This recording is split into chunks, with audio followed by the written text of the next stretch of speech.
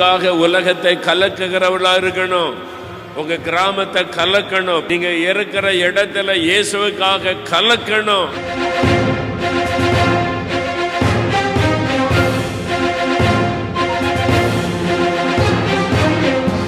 அப்போஸ்தலர் நடபடிகளின் புஸ்தகத்தை வாசிக்கும் போது தேவன் எழுப்புதலிலே பயன்படுத்தின அநேக பாத்திரங்களை குறித்து அங்கே எழுதப்பட்டிருப்பதை பார்க்கிறோம். நான் சொன்னபடி அப்போஸ்தலர் நடபடிகள் முதல் 12 அதிகாரத்திலே வாசிக்கும் போது பேதுருவை தேவன் ஒரு பாத்திரமாக எடுத்து எழுப்புதல் திட்டத்திலே பயன்படுத்தினதை நீங்கள் வாசிக்க முடியும். அதே மாதிரி 6-7 அதிகாரங்களை வாசிக்கும் போது ஸ்தேவானை ஒரு பாத்திரமாய் தேவன் பயன்படுத்தினதை வாசிக்க முடியும். 8ஆம் அதிகாரத்தை வாசிக்கும் போது பிலிப்பு என்கிற சுவிசேஷகனை கர்த்தர் ஒரு பாத்திரமாய் பயன்படுத்தி அவர் மூலமாக தான் ஆப்பிரிக்கா நாடுகளுக்குள்ளே எழுப்புதல் அக்கினி கொண்டு செல்லப்பட்டதை அங்கே வாசிக்க முடியும். 13ஆம் அதிகாரத்திலிருந்து வாசிக்கும் போது பவுலை 9ஆம் அதிகாரத்தில் ஆண்டவர் சந்திக்கிறார், ரட்சிக்கிறார், அபிஷேகிக்கிறார். ஆனால் 13ஆம் அதிகாரத்திலிருந்து தேவன் பவுல் அப்போஸ்தலனை பயன்படுத்துகிறதை வேதத்திலே நம்ம வாசிக்கிறோம். தேவன் அவர் ஒரு வல்லமையான பாத்திரமாய் பயன்படுத்தினார். அவரை கொண்டு சொல்லப்பட்டவைகள் தான் அதிகமாய் அப்போஸ்தலர் நடபடிகளில் எழுதப்பட்டிருக்கிறது. எல்லா அப்போஸ்தலரையுமே கர்த்தர் வல்லமையாக பயன்படுத்தினார். சபை சரித்திரத்தை வாசிக்கும் போது யோவான், அந்திரேயா ஒவ்வொருவரையும் கர்த்தர் எப்படி பயன்படுத்தினார், எப்படி இரத்த சாட்சியாக மரிச்சாங்க என்பதெல்லாம் எழுதப்பட்டிருக்கிறது. நம்ம வேதத்தை மட்டும் வாசித்தால் ஓரளவு தான் அறிந்து கொள்ள முடியும். கொஞ்சம் சபை சரித்திரம், சர்ச் ஹிஸ்ட்ரி எழுதப்பட்டிருக்கிறது.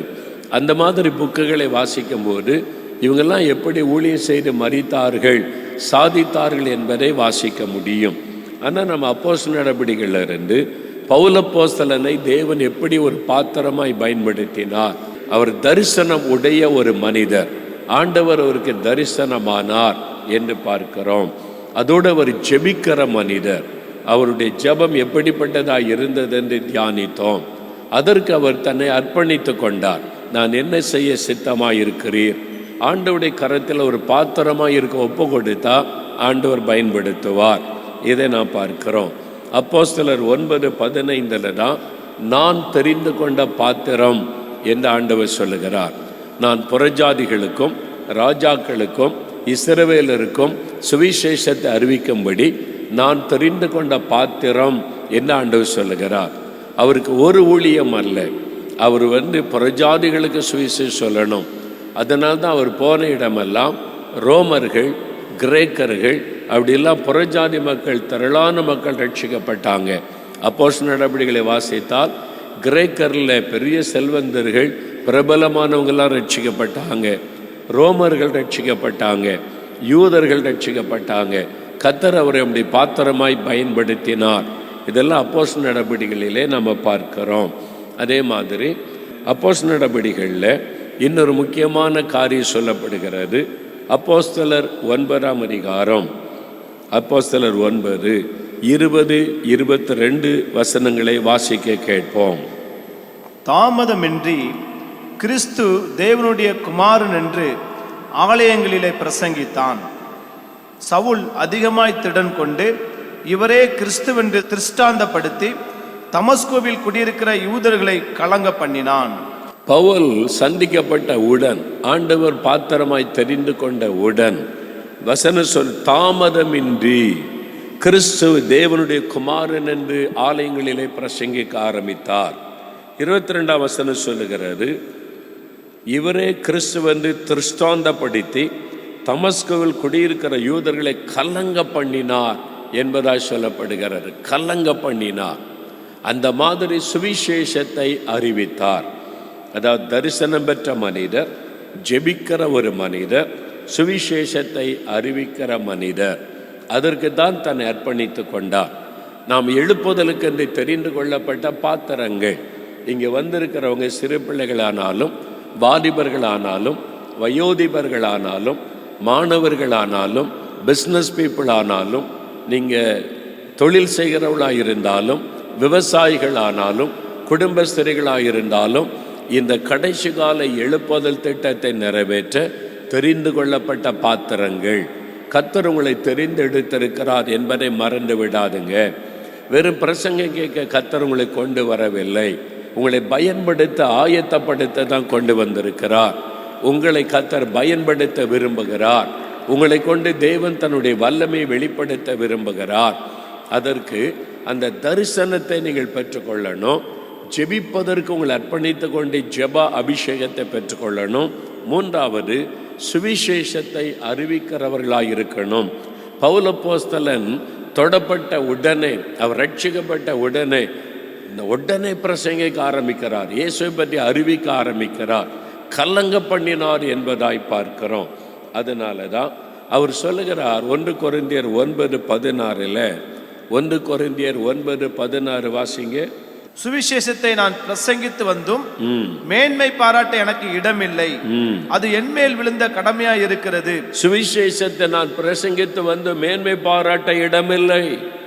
நான் சுவிசேஷத்தை இவ்வளவு இரவு பகலாய் அறிவிக்கிறார், நான் சுவிசேஷத்தை அறிவிக்கிற பாருங்கன்னு பெருமை பாராட்ட இடமில்லை. அது என்னுடைய கடமை, என் மீது விழுந்த கடமை. என்னை ரட்சித்த ஆண்டவர், என்னை சந்தித்த ஆண்டவர், எனக்காக இரத்த சிந்தின ஆண்டவரை பற்றி அறிவிக்க நான் கடன்பட்டு இருக்கிறேன். அது என்னுடைய கடமை என்பதாய் சொல்லுகிறான். 19ஆம் வசனத்தை வாசிக்கும் பொழுது, நான் அதிக ஜனங்களை ஆதாயப்படுத்தி கொள்ளும்படிக்கு நான் அடிமையாக என்னை ஒப்பு கொடுத்தேன் என்று சொல்லுகிறார். எல்லாருக்கும் அடிமையாயினேன். நான் அதிக ஜனங்களை ரட்சிப்புகளை நடத்தணும், அதிக ஜனங்களுக்கு சுவிசேஷம் சொல்லி ஆண்டவர்களை நடத்தணும்.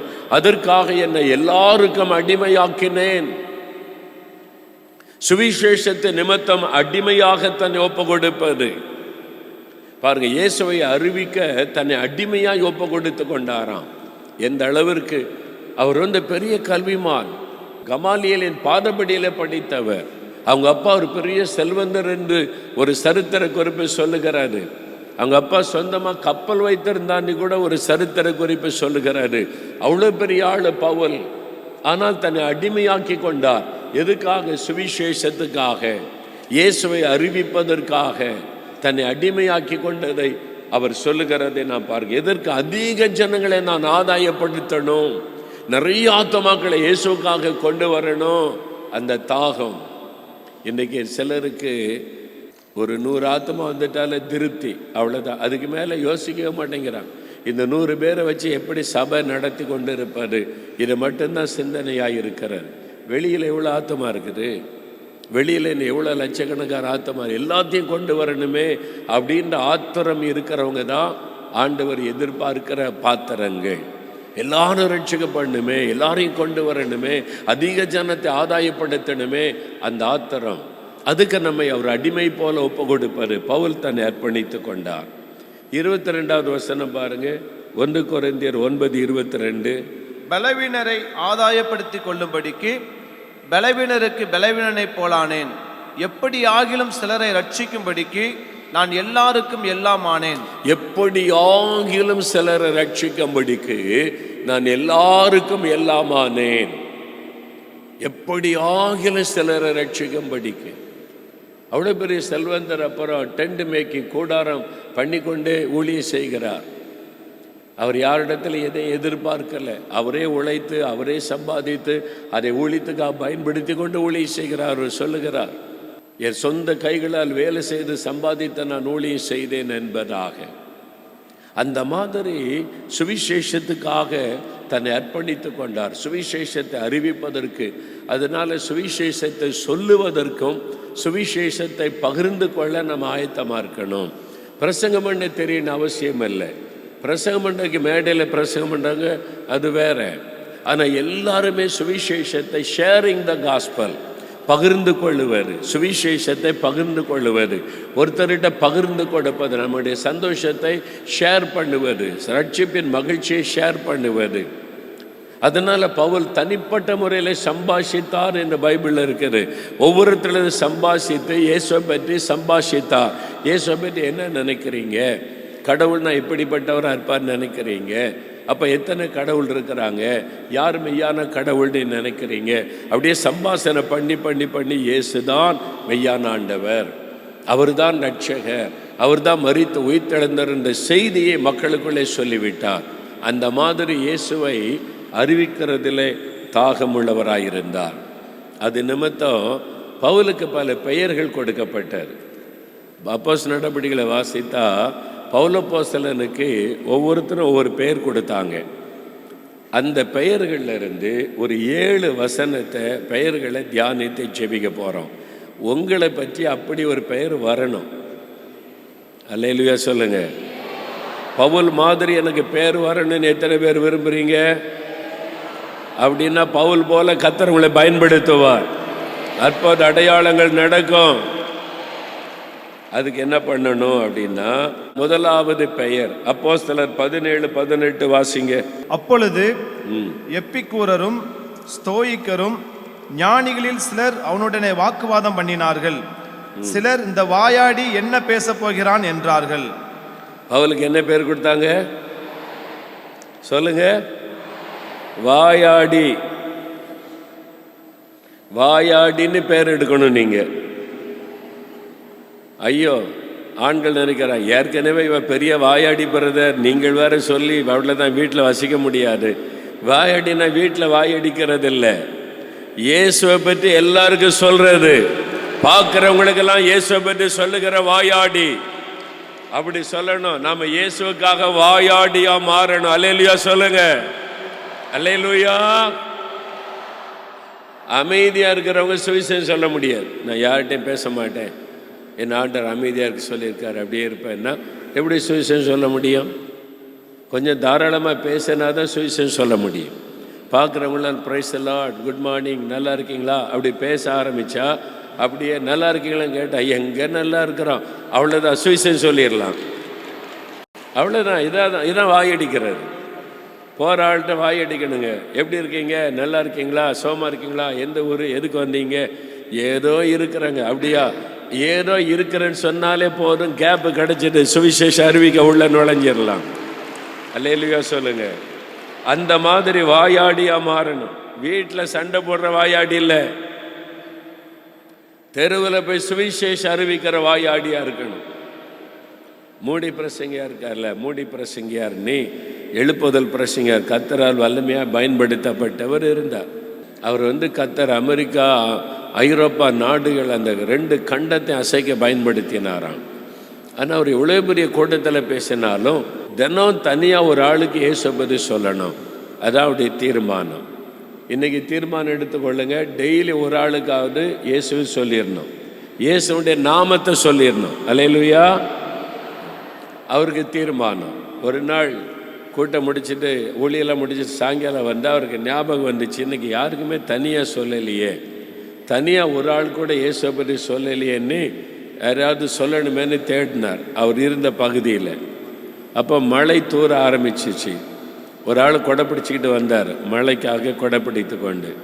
மூடி பிரசங்கர் பார்த்தார், இங்கே ஒரு ஆள் கொடை பிடிச்சிக்கிட்டு வர்றான், அவனுக்கு போய் இயேசுவை பற்றி சொல்லலான்னு சொல்லி நேரம் இவர் ஓடி போய் கொடைக்குள்ளே நின்று கொண்டார். ஒரு மழைக்கு ஒதுங்குறான் போல ஒரு ஆளுன்னு அந்த ஆள் பார்த்தார். இவரை பார்த்த உடனே ஐயோ இந்த ஆள் வாயாடியாச்சே, எங்கே போனாலும் இயேசு இயேசு ரட்சிக்கப்பட்டிருக்காருன்னு கேட்பாரு. இந்த ஆள்கிட்ட மாட்டினா அவ்வளோதான், நம்மளை விட மாட்டார், அறுத்துருவார். ரட்சிக்கப்பட்டிருக்கா, இயேசுவை பற்றி தெரியுமா, பரலோகம் போகணும் இல்லை, இதை மறுபடியும் பறந்திருக்காரு சொல்லுவாருன்னு சொல்லி அந்த ஆள் வேகமாக நடக்க ஆரம்பித்தான். இவர்கிட்ட தப்புறதுக்கு இவர் விடலை, இவர் வேகமாக நடந்தார். அவன் ஓட ஆரம்பிச்சிட்டான். பார்த்து இவரை பின்னாலே ஓடினார். அவன் பக்கத்து தெரு ஓடி போய் தான் வீட்டுக்குள்ளே போய் கதவை டக்குன்னு மூடிட்டான், உள்ளே விட்டு ஆபத்து என்ன. இவர் அவன் கதவை மூடும்போது சொன்னார், பிரதர் ஜீசஸ் லவ்ஸ் யூ. அவ்வளோதான் சொல்லிட்டு வந்தார். இதான் செய்தி. என்ன செய்தி? ஜீசஸ். அவ்வளோதான் சுவிசேஷம். இயேசுன்ற பேரை சொல்லிட்டு மூடி பிரசங்கியார் வந்துட்டார் வீட்டுக்கு. அவருக்கு பக்கத்து தெரு. அடுத்த நாளில் காலையில் கதவு தட்டுற சத்தம் கேட்குது. மூடி பிரசங்கியார் கதவை திறந்தா நேற்றுக்கு ஓடினா பாருங்க, அவன் நிற்கிறான் வீட்டு வாசலில். என்னடா அது நேற்றுக்கு ஓடுனா இன்றைக்கி நம்ம வீட்டை தேடி வந்திருக்கு, என்ன விஷயம்னு கேட்டார். என்ன விஷயமா? நீங்கள் பாட்டில் இயேசு நேசிக்கிறான்னு சொல்லிட்டு போயிட்டீங்க, ராத்திரிலாம் என்னால் தூங்க முடியல, இயேசு என்ன நேசிக்கிறாரா, என்ன நேசிக்கிறாரா, நான் பாவியாச்சே என்ன நேசிக்கிறாரா, என்ன கூட அவர் நேசிக்கிறாரா. ராத்திரிலாம் தூக்கம் வரல, நான் ஒரு பாவின்னு உணர்ந்து எனக்கு சமாதானம் வேணும், அதான் தேடி வந்திருக்கிறேன். வா நான் சொல்கிறேன்னு சொல்லி பாவ மன்னிப்பை பற்றி சொல்லி ரட்சப்புகளை நடத்தி விட்டார். நீங்கள் சொல்கிற ஒரு வார்த்தை ஒரு ஆள் தூக்கத்தை கெடுக்கணும். ஆமேன்னு சொல்லுங்க.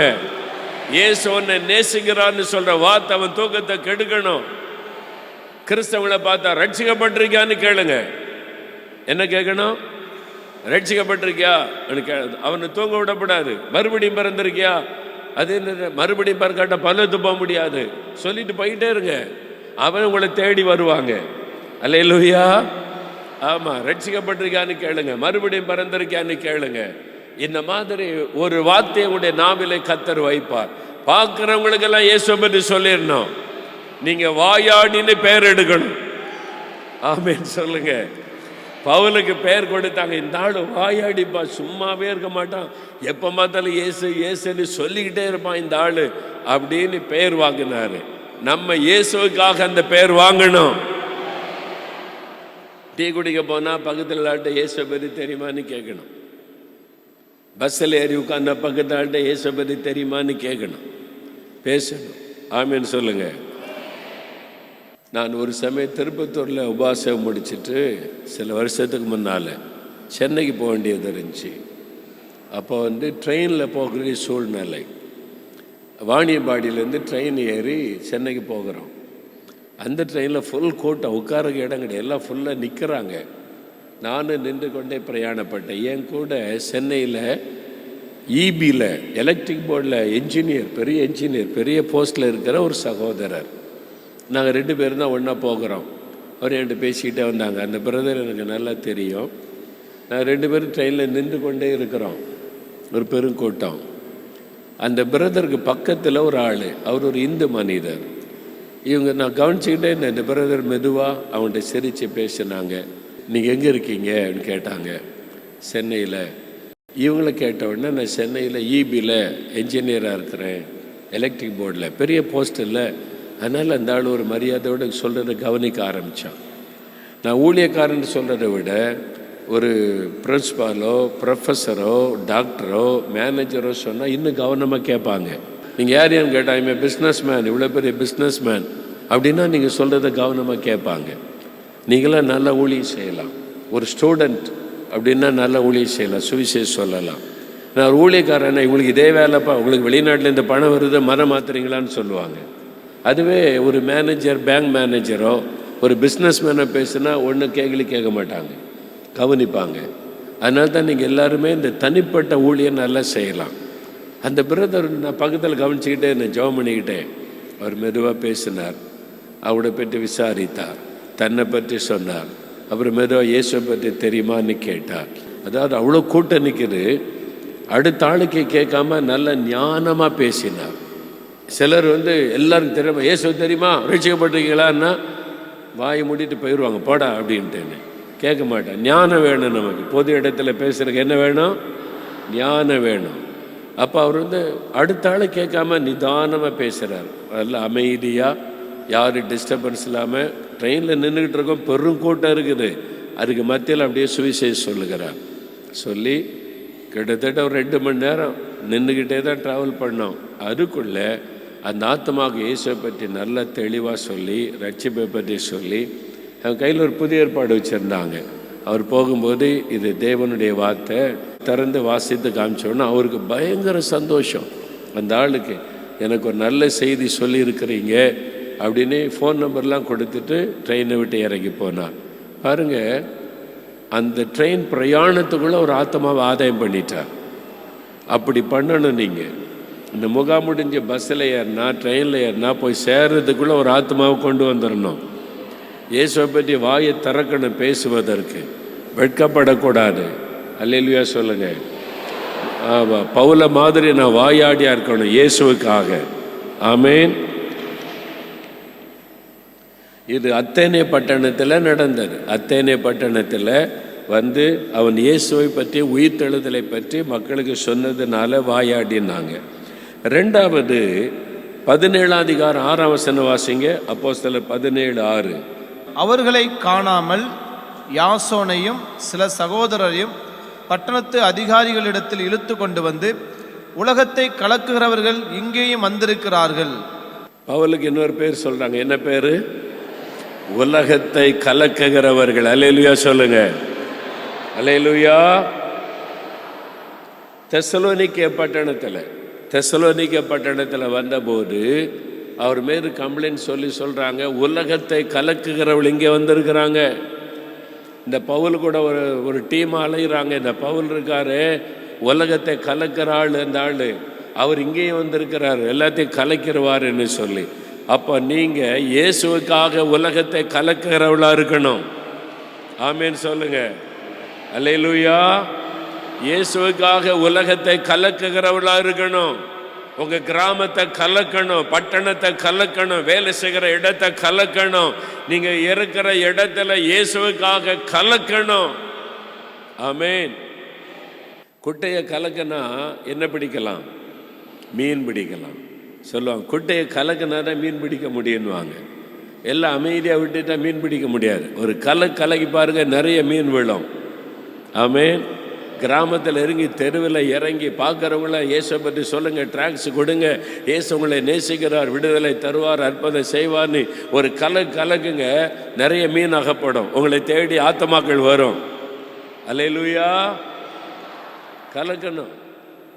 பார்த்துருக்கீங்களா? குட்டையில் சில சமயம் இந்த குளத்தில் குட்டையில் அது பஞ்சாயத்துக்கு சொந்தமாக இருக்கும், ஏலம் விட்டுருவாங்க மீன் பிடிக்கிறதுக்கு.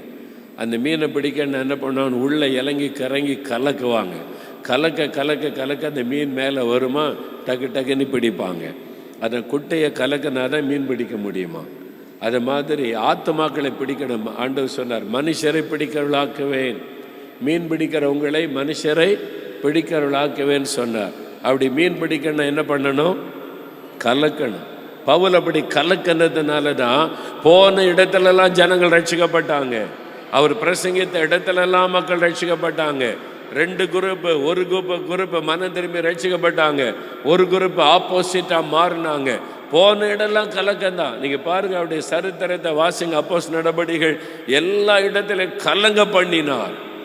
ஒரு கூட்டம் இந்த பக்கம் சேரும், ஒரு பக்கம் எதிர்த்து இருக்கும். உலகத்தை கலக்குகிறவர்கள் நீங்கள் கலக்கணும். ஆமென்.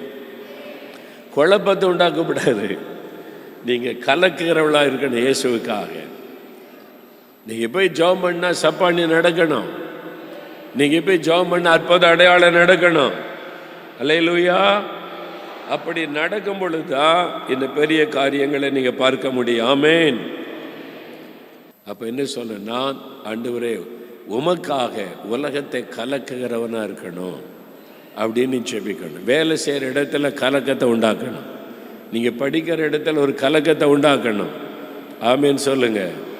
அல்லேலூயா. ஆமேன். அப்போ ஆண்டவருடைய பிள்ளைகள், அபிஷேகம் பெற்ற ஆண்டவருடைய பிள்ளைகள், நீங்கள் பயனுள்ளவளாக இருக்கணுமானா இந்த மாதிரி பவுல் அப்போஸ்தலனை போல சும்மாவே இருக்கக்கூடாது, அமைதியாகவே இருக்கக்கூடாது. ஒரு கலக்குகிறவளாகத்தான் இருக்கணும். நீங்கள் செயல்படணும். அதற்கு என்ன செய்யலான்னு ஜெபிக்கணும், ஆண்டவர்கிட்ட கேட்கணும். ஆண்டவர் சொல்லுவார், இதை செய் அதை செய் அப்படின்னு சொல்லுவார். சொல்லும்போது தான் ஒரு கலக்கம் அந்த இடத்துல உண்டாகும். அப்போது நிறைய ஆத்துமாக்கள் உங்களுக்காக இருக்கிறதை நீங்கள் பார்க்க முடியும். இயேசுவுக்காக அந்த ஆத்துமாக்களை ஆதாயம் பண்ண முடியும். அல்லேலூயா. உலகத்தை கலக்குகிறவர்கள். அடுத்தது அப்போஸ்தலர் 24:5 வாசிங்க. அப்போஸ்தலர் 24:5. என்னவென்றால், இந்த மனுஷன் கொள்ளை நோயாகவும் பூச்சக்கரத்தில் உள்ள சகல யூதர்களுக்குள்ளும் கலகம் எழுப்புகிறவனாகவும் நசரேயருடைய மத பேதத்துக்கு முதலாளியாகவும் இருக்கிறான் என்று கண்டறிந்தோம். என்ன பேர் கொடுக்குறாங்க? கொள்ளை நோய். நீங்களாம் யாரு? கொள்ளை நோய். அல்லேலூயா சொல்லுங்க. என்னப்பா உலகத்தில் கொள்ளை நோய் வருதுன்னு எல்லாம் பயந்துக்கிட்டு இருக்கோம், நம்மளை கொள்ளை நோயின்றாங்களே. என்னங்கன்னா, கொள்ளை நோய் வந்தால் என்ன நடக்கும்? கோவிட்-19 2019 நவம்பர் இதில் டிசம்பரில் தான் சீனாவில் கொள்ளை நோயின்னு ஒன்று வந்திருக்கு. கோவிட் அப்படின்னு சொல்கிறாங்க அப்படின்னு கேள்விப்பட்டோம். மார்ச் மாதத்தில் எங்கே வந்துட்டு இந்தியா முழுவதும் பரவி விட்டார். ஒரு 6 மாதத்துக்குள்ளே முழு உலகத்தையும் அந்த கொள்ள நோய் முடக்கி விட்டார். முடக்கிட்டா 6 மாதத்துக்குள்ளே உலகம் முழுவதையும் முடக்கி விட்டது ஒரு கொள்ளை நோய். அந்த வைரஸ், அந்த நோய் அப்படியே பரவிக்கிட்டே இருக்கும். அதே மாதிரி தான் நீங்கள் இயேசுவுக்காக கொள்ளை நோயாக மாறணும். அப்போ என்ன அர்த்தம்? நீங்கள் ரட்சிக்கப்பட்டீங்களா? உங்கள் ஊரில் எல்லாரும் ரட்சிக்கப்படணும், உங்கள் தெருவில் எல்லாரும் ரட்சிக்கப்படணும். கொள்ள நோய் பரவுற மாதிரி ரட்சிப்பு பரவிக்கிட்டே இருக்கணும், எழுப்புதல் பரவிக்கிட்டே இருக்கணும். நீங்கள் அப்படி கொள்ள நோயாக மாறணும். அதான் சொல்கிறாங்க, இந்த ஆள் ஒரு கொள்ள நோய், இவன் எங்கே போனாலும் திரளான மக்கள் ஏசு ஏசுன்றாங்க, பரப்பிடுறான், அப்படியே ஒரு கிருமி மாதிரி இருக்கிறான் அப்படின்னு சொல்லி இவருக்கு விரோதமாக எழும்பின யூதர்கள். செசரியாவில் காவலில் வைக்கப்பட்டு இருக்கிறார் பவுல். அங்கே யூதர்கள் வந்து அவர் மீது குற்றச்சாட்ட வர்றாங்க. வரும்போது தான் சொல்கிறாங்க, இந்த மனுஷன் கொள்ள நோயாக இருக்கிறான், ஐயோ இவனை விட்டா எல்லாரையும் மாற்றிடுவான், இவனை எல்லாரையும் பாதிக்கிற மாதிரி நடந்துருவான் என்று சொல்கிறாங்க. அதே மாதிரி தான் நீங்கள் போகிற இடம்லாம் கொள்ள நோய் மாதிரி சுவிசேஷம் பரவணும். அல்லேலூயா. நீங்கள் போகிற இடத்துல இயேசுன்ற நாம கொள்ள நோய் மாதிரி பரவணும். எல்லாரும் இயேசு இயேசுன்றாங்க, எல்லாரும் ரட்சிப்பு பண்றாங்க, எல்லா வீட்லையும் ஆண்டவர் ஆண்டவர்னு துதிக்க ஆரம்பிச்சிட்டாங்க. கொள்ளை நோய் மாதிரி பரவி விட்டது அப்படின்னு உங்களை பற்றி சொல்லணும். எத்தனை பேர் அப்படி இருக்க விரும்புறீங்க? அல்லேலூயா சொல்லுங்க. இயேசுவுக்காக கொள்ள நோயா மாத்துங்க ஆண்டவரேன்னு சொல்லுங்க. சுவிசேஷத்திற்காக என்ன ஒரு கொள்ள நோயா மாற்றுங்க ஆண்டவரே அப்படின்னு சொல்லுங்க. அப்படி மாறணும். ஒரு பட்டணத்தில் ஒரு ஸ்கூலில் டீச்சர், அவங்க நல்லா ரட்சிக்கப்பட்டவங்க. அந்த டீச்சராக இருக்கிறவங்க என்ன ஜாப் பண்ணுவாங்கன்னா, ஒரு வருஷம் ஒரு வகுப்பில் 40 ஸ்டூடெண்ட்ஸ் அவங்களுக்கு கீழே வருவாங்க. அடுத்த வருஷம் புதிய ஸ்டூடெண்ட் வருவாங்க. இவங்க ஜெப, ஆண்டவரே இந்த ஒரு வருஷத்துக்குள்ளே, ஒரு வருஷம்னா ஒரு 10 மாதம் தான் ஸ்டூடெண்ட்ஸ், அப்புறம் 2 மாதம் லீவ் ஆகிரும்ல, இடையிலலாம் ஆஃப் ஏலி கோட்டேலி லீவெலாம் வரும். அப்படிலாம் பார்த்தா ஒரு 9 மாதம்தான் இருப்பாங்க. இந்த 9 மாதத்துக்குள்ளே என்னுடைய கிளாஸ் ரூமில் வந்திருக்கிற 40 பேரும் ரட்சிக்கப்பட்டு தான் அடுத்த வகுப்புக்கு போகணும். அவங்க ஜெபம் 40 பேரும் ரட்சிக்கப்பட்டு தான் அடுத்த வகுப்புக்கு போகணும். ஆனால் பாடம் நடத்தும் போது இயேசு பற்றி சொல்ல முடியாது, சொல்லக்கூடாது. அது ஆண்டவருடைய வார்த்தையின்படி தவறு. அவன் எப்படி சொல்கிறது? அதுக்காக முதல்ல அழுது ஜெபம் பண்ணி சமயம் கிடைக்கும் போதெல்லாம் இயேசு பற்றி சொல்லி ஒவ்வொரு வருஷமும் அவங்க அந்த இயர் முடிஞ்சு போகும்போது அத்தனை பிள்ளைகளும் ரட்சிக்கப்பட்டு தான் அடுத்த வகுப்புக்கு போகிறாங்க. அல்லேலூயா சொல்லுங்க, அல்லேலூயா சொல்லுங்க. ஒரு கொள்ள நோய் மாதிரி செயல்பட்டாங்க. தனக்குள்ள இருக்கிற இயேசு அத்தனை பேருக்குள்ள போயிடணும், அத்தனை பேரையும் பாதிக்கணும், அத்தனை பேரும் ரட்சிக்கப்படணும். அதுக்காக ஜெபிச்சாங்க, அதற்காக அழுதாங்க, அதற்காக பிரயாசப்பட்டாங்க. ஒரே வருஷத்துக்குள்ள சில மாதங்களுக்குள்ள எல்லா பிள்ளைகளும் ரட்சிக்கப்பட்டு, அதனால இந்த பிள்ளைகள் மூலமாய் அவருடைய பெற்றோரெல்லாம் ரட்சிக்கப்பட்டு வர ஆரம்பிச்சுட்டாங்க. பரவ ஆரம்பித்து விட்டது கொள்ள நோய் மாதிரி சுவிசேஷம், இயேசுடைய நாமம். அப்படிதான் நம்ம இருக்கணும். நீங்கள் வேலைக்கு போகிற இடத்துல, படிக்கிற இடத்துல, நீங்கள் இருக்கிற கிராமத்தில், வசிக்கிற இடத்துல நாங்கள் மட்டும்தாங்க கிறிஸ்தவங்க. எத்தனை வருஷமா? 20 வருஷமா. அப்போ சம்திங் ராங், உங்களுக்கு தான் சம்திங் ராங். நீங்கள் கொள்ள நோயை எப்போ மாறுவீங்க? நீங்கள் மட்டும் கிறிஸ்தவங்க, நீங்கள் மட்டும் சர்ச்சுக்கு போனால் என்ன அர்த்தம்? நீங்கள் கொள்ள நோயாக மாறலை, உங்களால் மற்றவங்க பாதிக்கப்படலை, உங்களுடைய வியாதி இயேசுன்ற வியாதி பரவலை, அந்த ரட்சிப்பு இன்னும் பரவலை. ஏன்னா நீங்கள் சுயநலமாக இருக்கிறீங்க, வாயை திறக்க மாட்டேங்கிறீங்க, இயேசுவை பற்றி அதுக்காக ஜெபிக்க மாட்டேங்கிறீங்க, சொல்ல மாட்டேங்கிறீங்க. நீங்கள் வேலை செய்கிற இடத்துல எல்லாரும் இந்த இயேசுவால் பாதிக்கப்படணும், ரட்சிக்கப்படணும். நீங்கள் படிக்கிற இடத்துல எல்லாரும் ரட்சிக்கப்பட்டு இந்த பாதிப்பு அடையணும். அதுதான் கொள்ள நோய். பவுல் அப்படி தான் இருந்தார், கொள்ள நோயாக இருந்தார். அவங்களே சொல்கிறாங்க, இந்த ஆள் ஒரு கொள்ள நோய்ங்க, பிளேக்குங்க. இந்த ஆள் போனாலே எல்லாரும் கிறிஸ்தவனாக மாறிடுறான். எல்லாரும் யாரை பார்த்தாலும் ஏசு ஏசுன்றா, இந்த ஆள் கொள்ள நோய் மாதிரி பரவிடுறாரு. அந்த மாதிரி நம்ம மாறணும். ஆமேன்னு சொல்லுங்க. ஒரு சர்ச்சு ஒரு இடத்துல இருந்தா அது கொள்ள நோயா இருக்கணும். ஆமேன்னு சொல்லுங்க. பாஸ்டர்மார் அப்படி ஜெபிக்கணும், எங்க சர்ச்சை கொள்ள நோய் மாதிரி இருக்கணும் ஆண்டவரே. பக்கத்தில் இருக்கிற எல்லாரையும் அது பாதிக்கணும். உங்களுடைய சர்ச் எல்லாரையும் பாதிக்கணும், எல்லாரையும் ரட்சப்புகளை கொண்டு வரணும், இயேசுகளை கொண்டு வரணும். உங்க சர்ச்சில் இருந்து அதை பரவணும். நீங்க யாருக்கும் பரவிடக்கூடாதுன்னு மாஸ்க் போட்டு உட்கார்ந்துருக்கீங்க. சர்ச்சுக்கு ஒரு மாஸ்க்கு, ஊழியத்துக்கு குடும்பத்துக்கு ஒரு மாஸ்க்கு, யாருக்கும் சொல்லப்படாது, நம்மளை மட்டும் பார்த்துக்கிடுவோம். இனிமே அதெல்லாம் மாறி எல்லாரும் கொள்ள நோயா மாறிடணும். அல்லேலூயா சொல்லுங்க.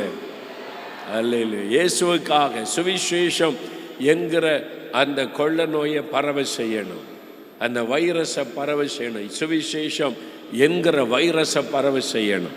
அதான் கொள்ள நோய். நான்காவது அப்போஸ்தலர் 24:5 மறுபடியும் வாசிங்க. என்னவென்றால், இந்த மனுஷன் கொள்ளை நோயாகவும் பூச்சக்கரத்தில் உள்ள சகல யூதர்களுக்குள்ளும் கலகம் எழுப்புகிறவனாகவும் நசரேயருடைய மத பேதத்துக்கு முதலாளியாகவும் இருக்கிறான் என்று கண்டறிந்தோம். இவன் கலகம் எழுப்புகிறவன். பவுலுக்கு இன்னொரு பேர் சொல்றாங்க. என்ன பேரு? கலகம் எழுப்புகிறவன். யூதருக்குள்ளே இவன் கலகம் எழுப்புகிறவன். இவன் எங்க போனாலும் கலகம் தான் வருது. எல்லாம் ஜனங்கள் கலக்கம் அடைகிறாங்க, பிரிஞ்சு போறாங்க. பாதி பேர் அவ பக்கம், பாதி பேர் எதிராக கலக்கத்தை உண்டாக்குறான், கலகம் உண்டு பண்ணுகிறான், பிரிவினை உண்டு பண்ணுகிறான்னு சொல்றாங்க. எதனால பிரிவினை? சுவிசேஷத்தை ஒரு கூட்டம் ஏற்றுக்கொள்றவங்க எல்லாம் இவன் பக்கம் நிற்கிறாங்க, சுவிசேஷத்தை ஏற்றுக்கொள்ளாதவங்க ஆப்போசிட்டா மாறுறாங்க. அப்ப பிரிவினை உண்டாக்குறது, கலகம் பண்ணுகிறவன். நீங்க கூட எப்படிப்பட்ட ஆளா இருக்கணும்? என்னங்க, ஆண்டவர் சமாதானம் பண்ணுகிறவர்கள் பாக்கியவான்கள், அவர்கள் ஆறுதல் அடைவார்கள், தேவனுடைய புத்திரர் எனப்படுவார்னு சொல்லியிருக்காங்க. நீங்கள் கலகம் உண்டு பண்ணுங்கன்னு சொல்கிறீங்க. அப்படின்னு நினைக்கிறீங்கன்னா நீங்கள் சமாதானம் உண்டு பண்ணுங்க. அதே சமயத்தில் இன்னொரு பக்கம் கலகக்காரராயே இருக்கணும். அது எப்படிங்க அப்படின்னு நினச்சா, இயேசு என்ன சொல்கிறார் பாருங்க. மத்தேயு 10:34-35 வசனத்தில், நான் சமாதானத்தை உண்டு பண்ண வந்தேன் என்று நினைக்கிறீங்களா? சமாதானத்தை அல்ல, பட்டயத்தை அனுப்ப வந்தேன்.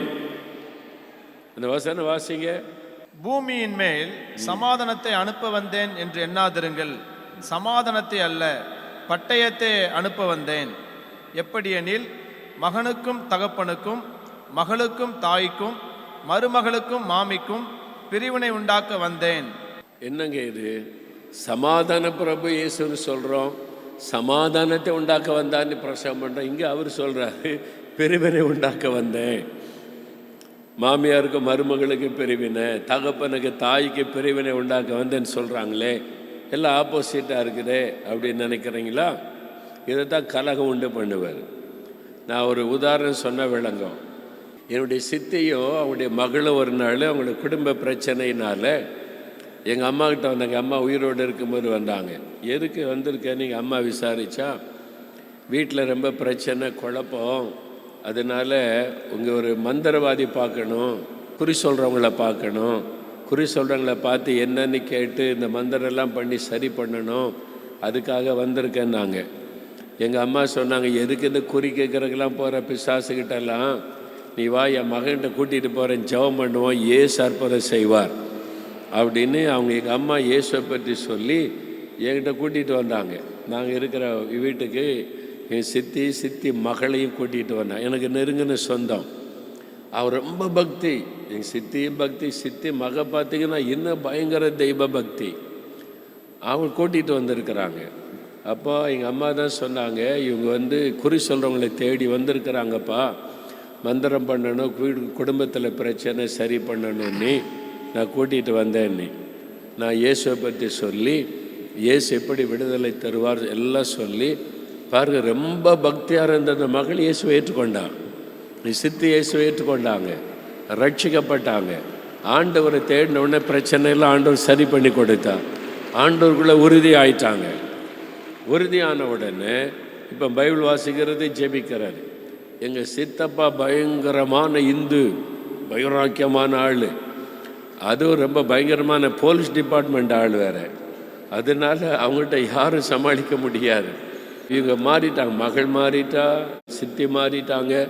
மற்ற பிள்ளைகளுக்கெல்லாம் சொல்லி அவங்கெல்லாம் ரட்சிக்கப்பட்டு இயேசு ஏற்றுக்கொண்டாங்க. இப்போ வீடு ரெண்டாயிற்று. புரியுதா உங்களுக்கு? வீடு ரெண்டாயிற்று, பிரிவினை வந்து விட்டார். ஒரே வீட்டில் இருக்கிறாங்க, புருஷன் மனைவி திட்டிக்கிட்டே இருக்கு, நீ என்ன இயேசு இயேசு இயேசு அப்படிலாம் பைபிள் வாசிக்க இது பண்ணுற, நீ பைபிள் வாசிக்கக்கூடாது, ஜெபம் பண்ணக்கூடாது, டிவியில் கூட கிறிஸ்தவ நிகழ்ச்சி பார்க்க முடியாது. எங்கள் சித்தி சொன்னாங்க, பைபிளை அரிசி பானைக்குள்ளே ஒழிச்சு வச்சுருப்பாங்களாம். அவங்க சித்தப்பா வெளியே போகிற நேரத்தில் எடுத்து கடகடன்னு வாசிக்கிறது, அப்புறம் ஒழிச்சு வைக்கிறது. அவங்க சொன்னாங்க, எந்த கூட்டத்துக்கும் போக முடியாது, எந்த சர்ச்சுக்கும் போக முடியாது, டிவியில் ப்ரோக்ராம் பார்க்க முடியாது, கிறிஸ்தவ ப்ரோக்ராம். ஒன்றே ஒன்று கொஞ்சம் நேரம் பைபிள். அந்த பைபிள் வாசிக்கும் போது இயேசு உள்ளுக்குள்ளேருந்து பேசுவாராம். ஆண்டவர் பேசுவார, நேரடியாக கைட் பண்ணுவாராம். அப்படி தான் வந்தாங்க ஆண்டவருக்குள்ளே. இப்போ அவங்க மகன் டாக்டர், மகனும் ரட்சிக்கப்பட்டு எல்லோரும் மாறிட்டாங்க. எங்கள் சித்தப்பா மட்டும் அவங்க யார் மேலே கோபம்? இப்போ என் மேலே, நீ கலகக்காரன், என் குடும்பத்தை பிரிச்சுட்ட. நாங்கள்லாம் ஒரே மதம் ஒரே கடவுள்னு இருந்தோம், ஏசுன்னு ஒரு கடவுளை சொல்லி எங்களை பிரிச்சுட்ட, கலகக்காரன். பயங்கர கோபம் அவங்களுக்கு என் மேலே. ஒரே முறை சந்தித்தேன், அப்போ கோபத்தோடு தான் பேசினாங்க. அப்புறம் சொந்தக்காரர்கிட்டலாம், இவன் தான் என் குடும்பத்தை பிரிச்சுட்டான் அப்படின்னு சொல்லி கலகக்காரன்ற பெயர் வாங்கணும். அல்லேலூயா சொல்லுங்க, அல்லேலூயா. இப்போ சித்தி ரட்சிக்கப்பட்டு ஞானஸ்தானம் எடுத்து மறித்து பரலோகத்துக்கு போயிட்டாங்க. இப்போ அவங்க சித்தப்பா உயிரோடு இல்லை. ஆனால் அவனுடைய பிள்ளைகள் நிறைய எல்லாம் ரட்சிக்கப்பட்டு நல்ல கர்த்தருக்குள்ள மகிழ்ச்சியாக இருக்கிறாங்க. அல்லேலூயா சொல்லுங்க.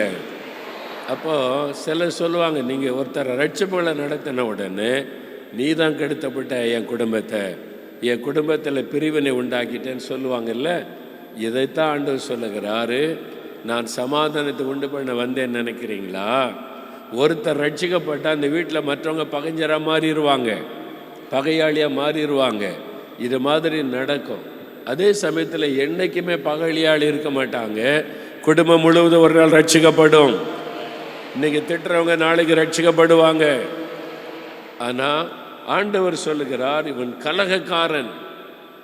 நம்ம கலகம் உண்டு பண்ணோம்னா ஆத்மாக்களை ரட்சிப்பதில் கவனம் செலுத்தணும்.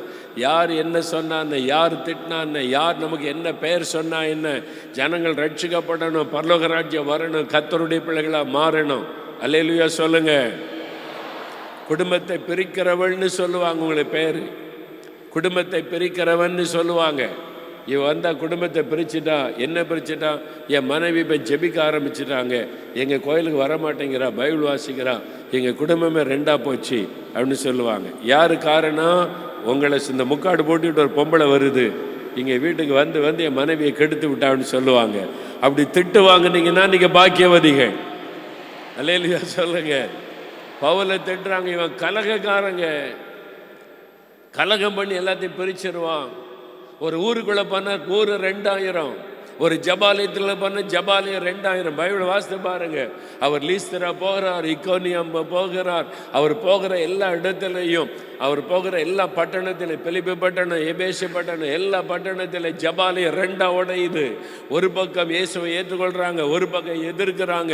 அவங்களாம் சொல்ல, இந்த ஆள் கலகம் பண்ணிட்டான், அதுதான் குற்றச்சாட்டு.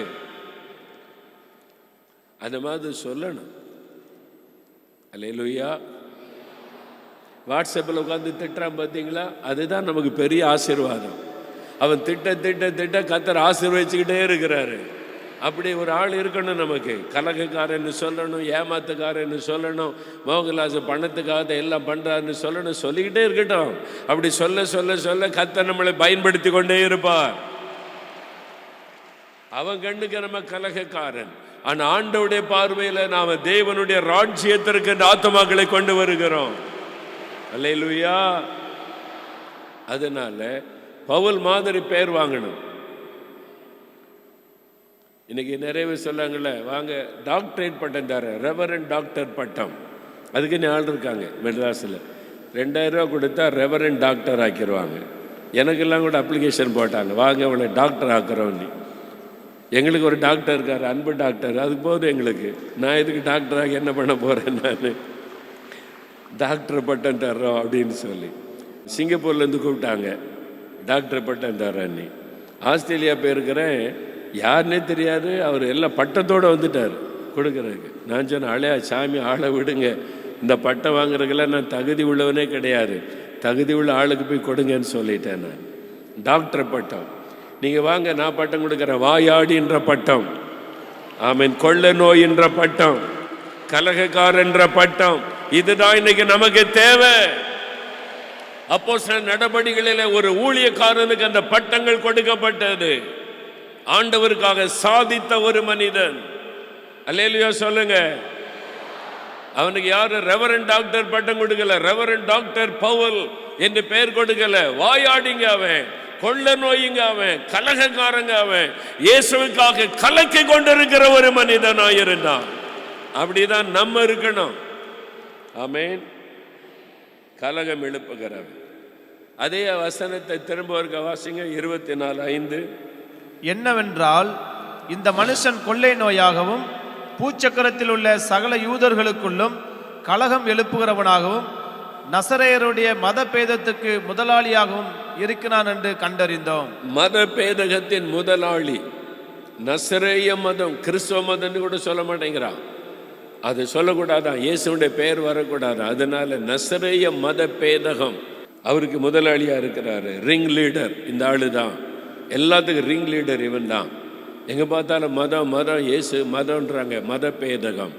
நம்ம மதத்தை பற்றி பேசுறதில்ல, ஆனால் நம்மளை பற்றி கம்ப்ளைண்ட் பண்ணும் போதெல்லாம் மதம் மாத்துறாங்க, மதம் மாத்துறாங்க சொல்றான்னா எல்லாம் மதம் மாத்துறாங்க, கட்டாய மதம் மாத்துறாங்க. ஆனால் ஒருத்தனுக்கு மதம் மாத்துறதுன்னா என்ன, கட்டாய மதம் மாற்றம்னா என்ன, ஒருத்தனை இதுவரை விளக்கம் சொல்லவே இல்லை. எவனாரு விளக்கம் சொல்லி பார்த்துருக்கீங்களா? மதம் மாத்துறதுன்னா என்னது, கட்டாய மதம் மாற்றம் என்ன, ஒருத்தனை விளக்கம் சொல்ல முடியல. ஆனால் கட்டாய மதம் மாத்துறாங்க. மோகலாசஸ் மதம் மாத்துறாரு, அவங்க மதம் மாத்துறாங்க, இவங்க மதம் மாத்துறாங்க, கட்டாய மதம் மாத்துறாங்க. மதம் மாற்றம்னா என்னன்னே தெரியல. அதில் ஒருத்தர் சொல்லுவாங்க, அதை ஞானஸ்தானம் கொடுக்கீங்கல்ல, சரி, அப்போ இயேசு ஞானஸ்தானம் எடுத்தாருன்னு பைபிள் இருக்குல்ல, இருக்குதா இல்லையா? சரி, இயேசு ஞானஸ்தானம் எடுத்தாரு, எந்த மதத்திலிருந்து எந்த மதத்துக்கு போனார்? அப்போ அது மதம் மாறுவதில்லை, நம்ம மதத்தை பற்றி பேசுவது இல்லை, யாரையும் மதமாறுகள் என்று சொல்லுவது இல்லை. ஆனால் நமக்கு பேரை தான், இவங்க மதம் மாத்துறவங்க, இவங்க மத பேதகத்தை உண்டு பண்ணுறவங்க, மதத்தை துவேஷத்தை உண்டு பண்ணுறவங்க, அதுதான் நமக்கு பேர். சொன்னால் சொல்லிட்டு போட்டோம். நம்ம எல்லாரையும் இயேசுகளை வழி நடத்தி எல்லாரும் பரலோகத்துக்கு கொண்டு வரணும். அல்லேலூயா. என்ன வேணாலும் திட்டு, என்ன வேணாலும் பேசு, ஆனால் நீ ரட்சிக்கப்பட்டு பரலோகத்துக்கு வரணும். அதான் நம்முடைய நோக்கம். அதனால அந்த குற்றம் பவுல் மேலே சொல்லப்படும். மதம் மாத்துறவன், இவங்க மதம் மாத்துறாங்கன்னு நம்மளை திட்டட்டும், பேசட்டும், பரவாயில்ல. அந்த மாதிரி நீங்கள் ஊழியம் செய்தால் தான் இந்த நல்ல பேர்லாம் கிடைக்கும். ஊழியம் செய்தவங்களுக்கு இந்த பட்டம்லாம் கிடைக்காது.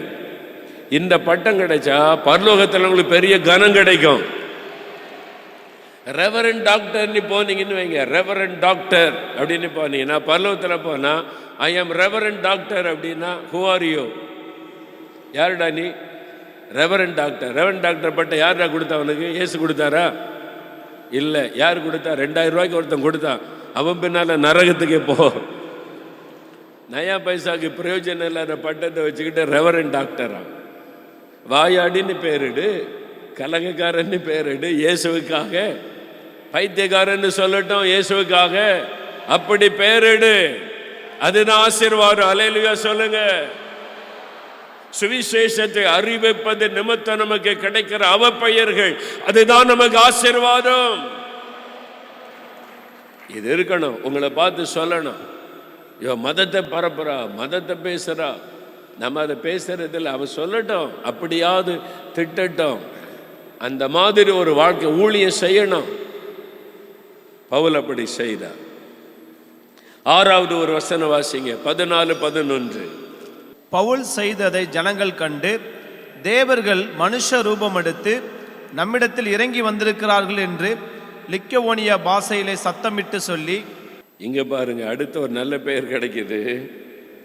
லீஸ்திரா அப்படின்ற ஊருக்கு வர்றாங்க. லீஸ்திராவில் ஒரு மனிதன் பிறவி சப்பானியா இருக்கிறான், பிறந்ததுலேருந்து ஊனம். பவுல் அவனை ரட்சிப்புக்கேற்ற விசுவாசம் உண்டு என்று கண்டு எழும்பி நட இயேசுவின் நாமத்தில் என்னாரா ஒரு பலத்த அற்புதம் எழும்பி நடந்துட்டான். இந்த அற்புதத்தை பார்த்த உடனே ஜனங்களாம் ஓடி வந்து என்ன சொல்றாங்க, ஒரு மனிதனால் இப்படி அற்புதம் செய்ய முடியாது, ஒரு சாதாரண மனிதன் இப்படி சப்பானியை நடக்க வைக்க முடியும், தேவர்கள் மனுஷரூபம் கொண்டு வந்திருக்கிறாங்க. உங்களை கர்த்தர் வல்லமையா பயன்படுத்தும் போது, வியாதியஸ்தல் சுகமாகும் போது சொல்லுவாங்க, கடவுள் மாதிரி வந்து எங்களை காப்பாத்துனீங்க, நீங்க தாங்க எங்களுக்கு கடவுள், என் குழந்தை சுகமாயிட்டு, கணவர் சுகமாயிட்டு, அந்த மாதிரி அற்புதம் நடக்கணும். அல்லேலூயா சொல்லுங்க. ஆனா தேவர்கள் மாதிரி வந்திருக்கணும்னு மயங்கிடக்கூடாது. அதில் தான் கவனமாக இருக்கணும். இப்படி மக்கள் சொல்லுவாங்க. சிலர் சொல்ல, பிரதர் உங்களை பார்த்த தெய்வத்தை பார்த்த மாதிரி இருக்குன்னு. ஐயோ, நான் எங்கள் தெய்வங்க, மனுஷங்க அப்படின்னு சொல்லுவேன். இயேசுதான் ஆண்டவர். இல்லை, ஆண்டவருக்கு பிறகு உடனே ஒரு வார்த்தை சேர்த்துக்கிடும், ஆண்டவருக்கு பிறகு நீங்கள் தான். அப்படி கூட சொல்லக்கூடாது. பவுலும் பர்னபாவும் இந்த 2 பேரும் இருந்தாங்களா, என்ன நடக்குது பாருங்க. பவுல் செய்ததை ஜனங்கள் கண்டு தேவர்கள் மனுஷ ரூபம் எடுத்து நம்மிடத்தில் இறங்கி இருக்கிறார்கள் என்று லிக்கோவேனியா பாஷையில் சத்தமிட்டு சொல்லி பர்னபாவை யூபித்தர் என்றும் பவுல் பிரசங்கத்தை நடத்தினவன் ஆனபடியால் அவனை மெர்க்குரி என்றும் சொன்னார். இதெல்லாம் அந்த காலத்தில் அவங்க தெய்வமாக வணங்கினது. யூபித்தர் மெர்க்குரி என்ற தெய்வத்தை வச்சு வணங்கினாங்க. அப்போ இவர் மெர்க்குரி அப்படின்னு தெய்வத்தின் பெயரை சொல்லுறாங்க. அல்லாமலும் என்ன நடக்குது, அடுத்துதான் பட்டணத்து முன்னே இருந்த யூபித்தருடைய கோயில் பூஜாரி வந்துட்டான். வந்து கடவுள் நம்ம மத்தியில் வந்திருக்காரா, வந்துட்டு என்ன பண்ணுறான், எருது பலி செலுத்துவாங்க. அங்கே அவன் பலி செலுத்துறதுக்கு எருதுவை கொண்டு வந்துட்டான். பூமாலைகள் மாலை போட்டு கொண்டு வந்து இவங்களுக்கெல்லாம் மாலை போட்டு இவங்க தான் கடவுள் பலி செலுத்தணும்னு. அடுத்த பிரச்சனை உடனே, அப்படியா, நாங்கள் கடவுள் தான், ஆண்டவர் அற்புதம் செஞ்சிருக்கா பாருன்னு கால் மேல் கால் போட்டு உட்காரல. அவங்க என்ன செய்தாங்களா, தங்களுடைய வஸ்திரத்தை கிழித்து கொண்டு, பவுல பர்னபாவும் வஸ்திரத்தை கிழித்து கொண்டு, ஐயோ உங்களை போல நாங்கள் பாடுள்ள மனிதர்கள், நாங்கள் தெய்வம் கிடையாது சொல்லிட்டு ஒரு நல்ல சத்தியம் சொல்றாங்க பாருங்க. 15வது வசனம், மனுஷரே ஏன் இப்படி செய்கிறீர்கள், நாங்களும் உங்களை போல பாடுள்ள மனுஷர் தானே, நீங்கள் இந்த வீணான தேவர்களை விட்டு, நல்ல சத்தியம் சொல்றாங்க பாருங்க. இது வீணான தெய்வம், நீங்க தெய்வம்னு நம்பி இருக்கிறதெல்லாம் வீணானது. இந்த வீணான தேவர்களை விட்டு வானத்தையும் பூமியையும் சமுத்திரத்தையும் அவைகளில் உள்ள யாவற்றையும் உண்டாக்கின ஜீவனுள்ள தேவனிடத்திற்கு திரும்ப வேண்டும் என்று உங்களுக்கு பிரசங்கிக்கிறோம்.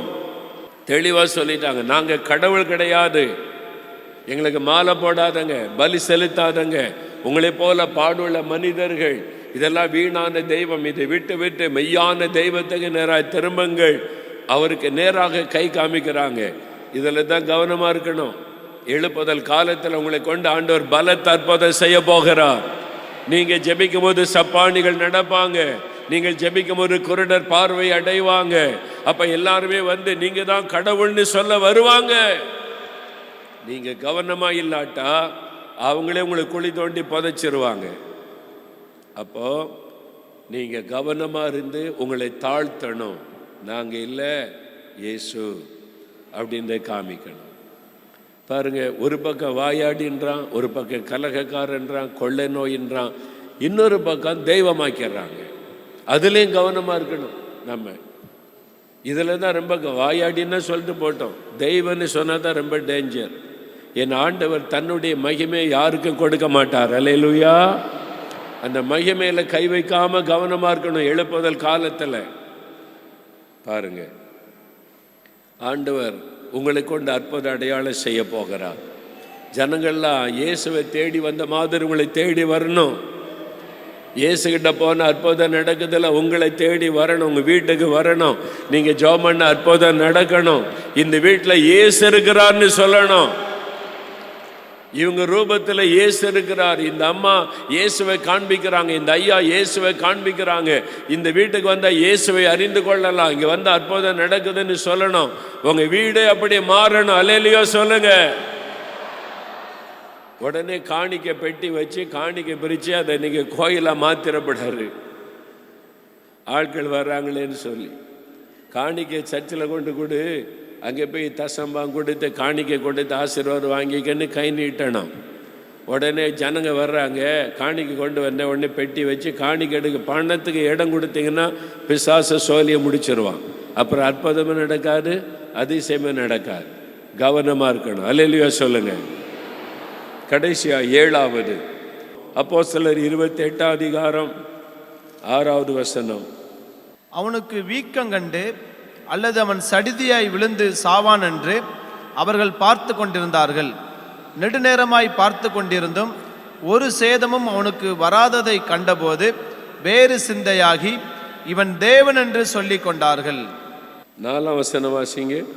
விஷப்பூச்சி அவன் கையிலே தொங்குகிறதை அந்நியராகி அந்த தீவார் கண்டபோது இந்த மனுஷன் கொலை பாதகன், இதற்கு சந்தேகம் இல்லை, இவன் சமுத்திரத்துக்கு தப்பி வந்தும் பலியானது இவனை பிழைக்க ஒட்டவில்லை என்று தங்களுக்குள்ளே சொல்லிக் கொண்டார்கள். மிலேத்தா தீவு கப்பல் பிரயாணத்தில் சேதம் ஏற்பட்டு மெலித்தா தீவில் வந்து சேர்றாங்க. பவுல் அப்போஸ்தலன் இந்த கப்பலில் பிரயாணப்பட்டவங்களும். அது ஒரு கடலுக்கு நடுவில் இருக்கிற தீவு. அந்த தீவில் அந்த மக்கள்லாம் ஏற்றுக்கொண்டு குளிர்காலத்துக்கு குளிர்காய நெருப்பு மூட்டி இருந்தாங்க. பவுலும் அந்த குச்சிகள் எடுத்து நெருப்பில் போட்ட போது ஒரு விரியன் பாம்பு கையில் கடித்து விட்டது. அப்படியே தொங்குது. விரியன் பாம்பு கடித்தா பயங்கர விஷம், உடனே ஆள் இறந்துருவாங்க. அவங்க சொல்கிறாங்க விரியன் பாம்பு அந்த விஷப்பூச்சி அவன் கையில் தொங்கினதுனால அவங்க என்ன சொல்கிறாங்கன்னா, பாருங்கள், இந்த மனுஷன் கொலை பாதகன். முதல்ல அவன் கையில் பாம்பு கடித்ததை பார்த்த உடனே அந்த தீவில் இருக்கிற மக்கள் என்ன சொல்கிறாங்க, அவனுக்கு பவுலுக்கு என்ன பேர் கொடுக்குறாங்க, கொலை பாதகன். அதனால தான் கடல்ல இருந்து தப்புனா கூட அந்த சாபம் தொடர்ந்து வந்து இங்கே அவன் சாக போகிறான், பாம்பு கடித்து சாக போகிறான். அந்த சாபம் அவனை தொடருது. இவன் கொலை பாதகனாக தான் இருக்கணும். ஏன்னா இந்த பாம்பு கடிச்சவங்க உடனே வீங்கி இறந்துருவாங்க.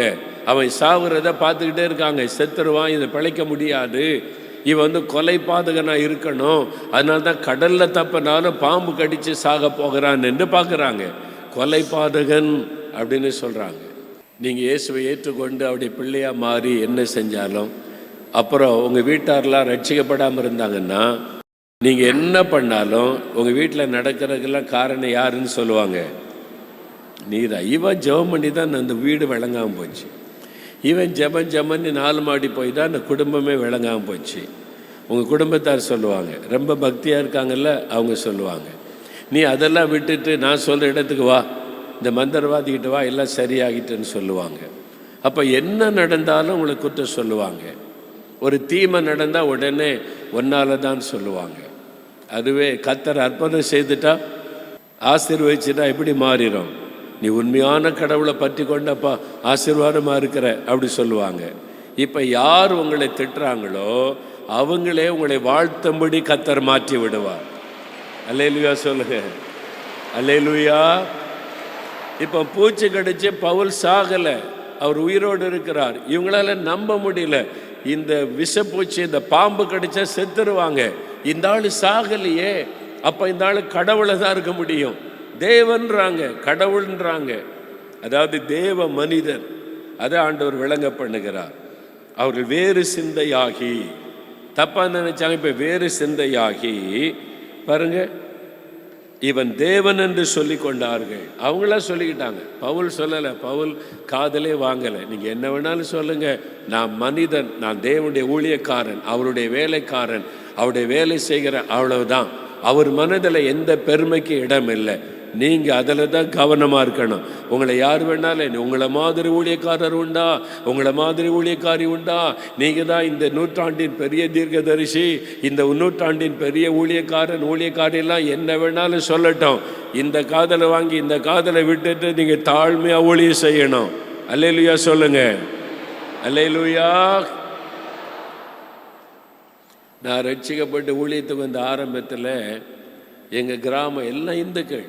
இந்த சொக்காரங்கன்னுவாங்களா, சொந்தக்காரங்க, சித்தப்பா பெரியப்பா மாமா, இந்த வழியெல்லாம் அதை நெருங்கின சொந்தக்காரங்களை சொக்காரங்கன்னு சொல்லுவாங்க எங்கள் ஊர்களில்.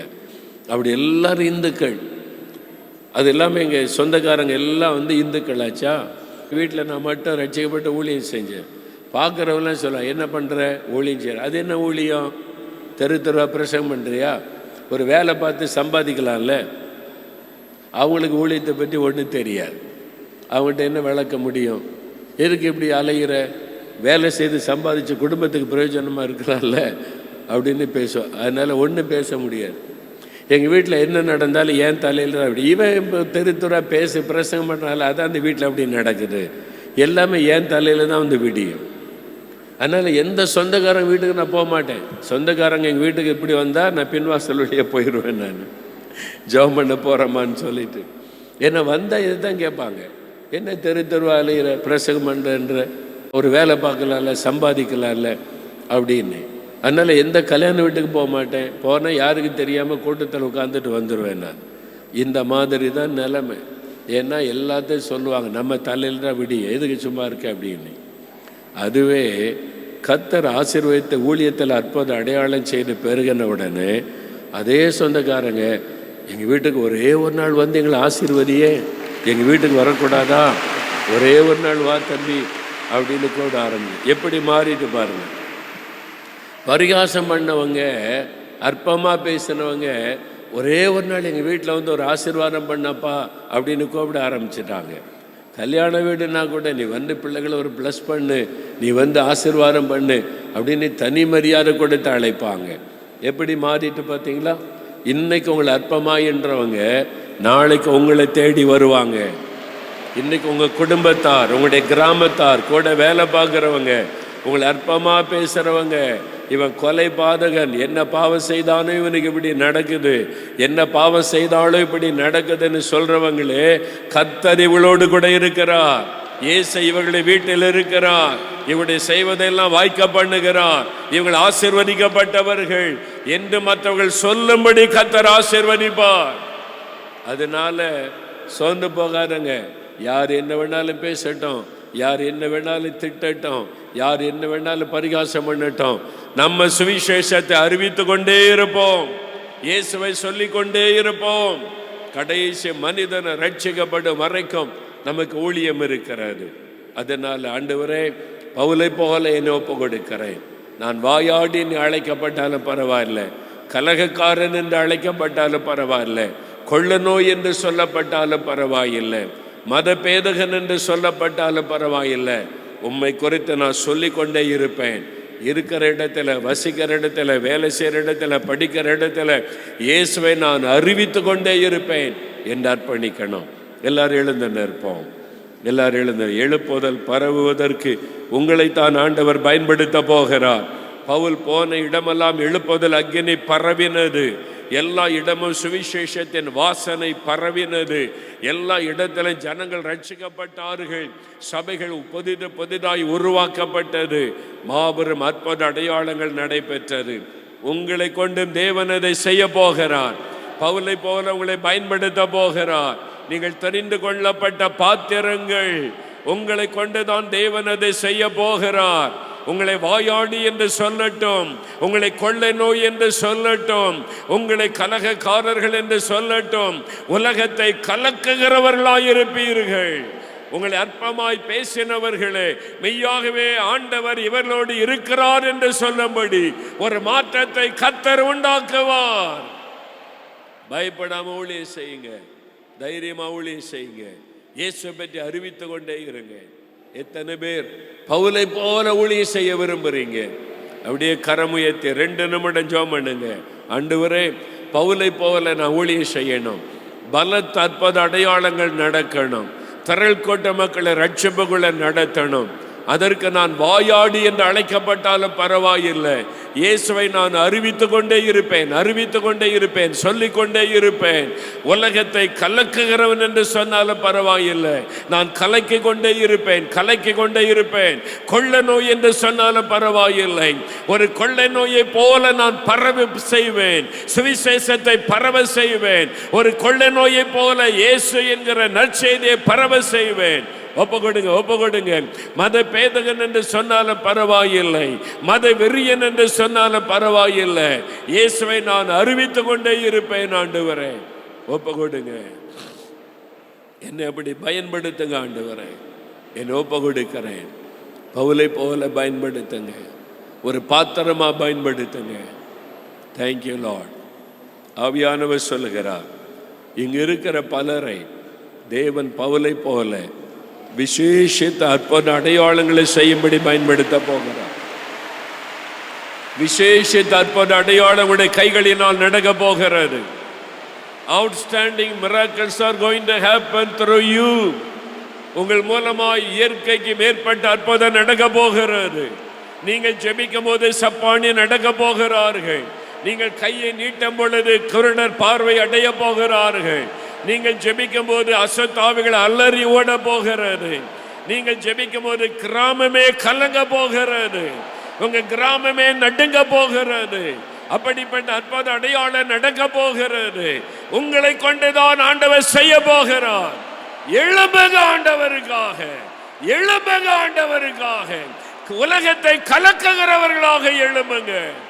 ஆண்டவருடைய வல்லமை உங்க மூலமா வெளிப்பட போகிறது. நீங்கள் தெரிந்து கொள்ளப்பட்ட பாத்திரம், நீங்கள் தெரிந்து கொள்ளப்பட்ட பாத்திரம். பயப்படாதுங்க, சூழ்நிலை கண்டு கலங்காதங்க. இப்படி சொல்றாங்களே அப்படி சொல்றாங்களேன்னு சோர்ந்து போகாதங்க. சொல்றவங்க சொல்லட்டும், பேசுகிறவர்கள் பேசட்டும், ஏசுகிறவர்கள் ஏசட்டும். பரலோகம் உங்களை கனப்படுத்தும், பரலோகம் உங்களை கனப்படுத்தும். அற்பமா எண்ணின மக்கள் மெய்யாகவே கர்த்தர் உங்களோடு இருக்கிறார் என்று சொல்லும்படி ஆண்டவர் செய்வார், சொல்லும்படி செய்வார். தைரியமா இருவீங்க, தைரியமா பேசுங்க, தைரியமா சொல்லுங்க. ஒருவருக்கும் பயப்படாதிருங்க. உங்க கூட இருக்கிறவர் வானத்தை பூமியை உண்டாக்கினவர். உங்க கூட இருக்கிறவர் மரணத்தை ஜெயித்தவர். உங்க கூட இருக்கிறவர் சாத்தானை காலின் கீழே நசிக்கினவர். அவர் உங்க கூட இருக்கிறார். பவுலோடு கூட கர்த்தர் இருந்தார். அன்று சொன்னார், பவுலை பயப்படாத, நான் உன்னோடு கூட இருக்கிறேன். தைரியமா பேசு. ஒருவனும் உன் மீது கை போடுவதில்லை, ஒருவனும் உன் மீது கை போடுவதில்லை. தைரியமா பேசு. ஆண்டவர் உங்களை பார்த்து சொல்லுகிறார், தகப்பனே, இந்த இடத்துல உம்முடைய பிள்ளைகள் பவுலை போல ஊழியம் செய்ய ஒப்பு கொடுத்தாங்க. உம்மை குறித்து இனி பேசிக்கொண்டே இருக்கணும், சுவிசேஷத்தை சொல்லிக் கொண்டே இருக்கணும். தினந்தோறும் யாருக்காவது இயேசுவை அறிவித்து கொண்டே இருக்கணும். ஒருவரையும் அமர்ந்திருக்க விடாதிரும். கொள்ள நோயை போல சுவிசேஷம் பரவணும். இயேசு என்கிற நற்செய்தி பரவணும். கலக்குகிறவர்களாக இவர்கள் இருக்கணும்.